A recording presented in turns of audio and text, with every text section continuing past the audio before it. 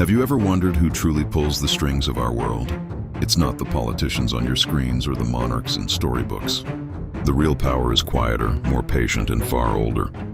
It's a story of ambition, strategy, and control.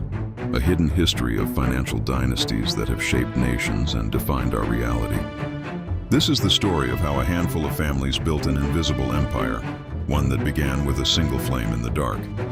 In a dimly lit office in 18th century Frankfurt, a lone candle flickers. Amschel Rothschild, a man of humble origins, meticulously writes in a leather-bound ledger. But he's not just counting coins. He is laying the foundation for an empire unlike any the world had ever seen. The ink on the page soon dissolves into a map of Europe, where golden threads of light connect the great capitals. This was the Rothschilds' revolutionary courier network, a private intelligence service that moved information faster than kings and generals. While armies clashed and empires rose and fell, their influence remained a shadowy constant, a hidden hand guiding the destiny of nations from behind the velvet curtains of royal courts. As the old world of monarchies gave way, a new age of titans dawned across the Atlantic. The scene shifts to the smoke-choked skies of industrial America, where the roar of a steam train echoes across a vast and unforgiving landscape. Here, a new kind of emperor emerges. John D. Rockefeller, a figure as stern and unyielding as the steel tracks crisscrossing the continent, stands with an iron will, surveying a forest of oil derricks that pierce the horizon. From these humble beginnings, we witness the relentless growth of Standard Oil.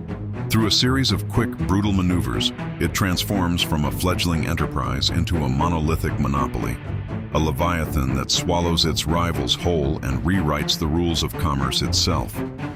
The echoes of global conflict fade, and a new world order must be forged from the ashes. In the quiet halls of Bretton Woods, the architects of the post-war era gather. Amidst the black and white stillness, a global financial system is born, designed to prevent future chaos, but destined to create new forms of control. The gleaming, imposing headquarters of the International Monetary Fund and the World Bank rise like modern-day temples, their glass and steel facades casting long, ominous shadows over the world. An animated globe illustrates their power, as vast sums of money flow from these epicenters to developing nations. But these lifelines often come with strings attached, and the initial promise of prosperity quickly sours into scenes of civil unrest and crippling economic austerity. A new kind of conquest, waged not with armies, but with debt. Our journey ends not in a boardroom, but in the cold, sterile heart of the digital age. A vast server room, an endless cathedral of blinking lights and humming data racks.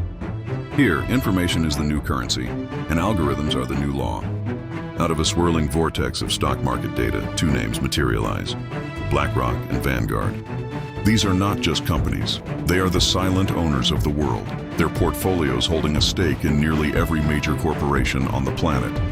A modern financial CEO, his face illuminated by a colossal screen, stands as a silent sentinel. He gazes at a complex, pulsating web of global investments, his own reflection lost in the data. He is the inheritor of this hidden empire, a master of a system so vast and intricate that its true power remains invisible to the very people it governs.